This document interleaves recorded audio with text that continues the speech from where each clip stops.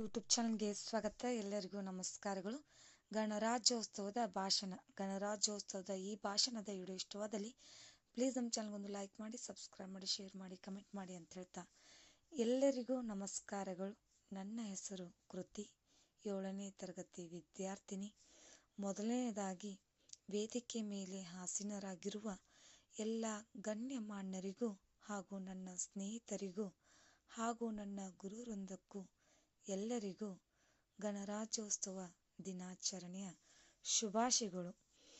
ಭಾರತದ ಗಣರಾಜ್ಯೋತ್ಸವವನ್ನು ಜನವರಿ 26ರಂದು ಆಚರಿಸಲಾಗುತ್ತದೆ. ಈ ದಿನವು ನಮ್ಮ ದೇಶದ ಸಂವಿಧಾನವು 1950ರಲ್ಲಿ ಜಾರಿಗೆ ಬಂದ ದಿನವಾಗಿದೆ. ಭಾರತ ದೇಶದ ಸಂವಿಧಾನವನ್ನು ಪೂರ್ಣ ಸ್ವರಾಜ್ಯದ ನೆನಪಿಗಾಗಿ 26 ಜನವರಿ 1956ರಂದು ಭಾರತದ ಸಂವಿಧಾನವನ್ನು ಜಾರಿಗೆ ತರಲಾಯಿತು.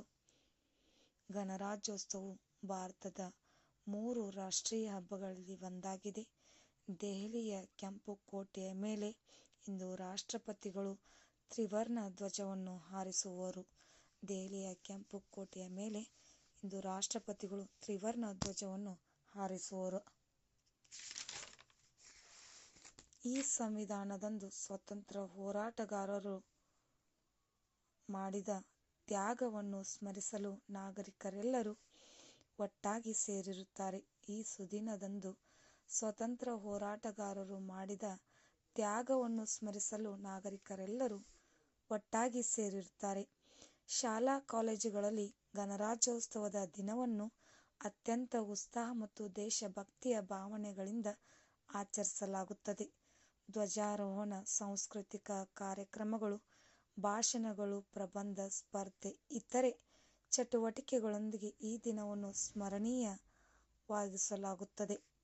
ಈ ಶುಭ ದಿನ ಮತ್ತು ಐತಿಹಾಸಿಕ ದಿನದಂದು ನಮ್ಮ ದೇಶ ಸ್ವಾತಂತ್ರ್ಯಕ್ಕಾಗಿ ಹೋರಾಡಿ ಮತ್ತು ಸಂವಿಧಾನವನ್ನು ಜಾರಿಗೆ ತರಲು ಶ್ರಮಿಸಿದ ಎಲ್ಲ ಮಹಾನ್ ವ್ಯಕ್ತಿಗಳಿಗೆ ಗೌರವವನ್ನು ಸಲ್ಲಿಸುತ್ತಾ, ನನಗೆ ಮಾತನಾಡಲು ಅವಕಾಶ ಮಾಡಿಕೊಟ್ಟ ಎಲ್ಲರಿಗೂ ವಂದಿಸುತ್ತಾ ನನ್ನ 2 ಮಾತುಗಳನ್ನು ಮುಗಿಸುತ್ತೇನೆ.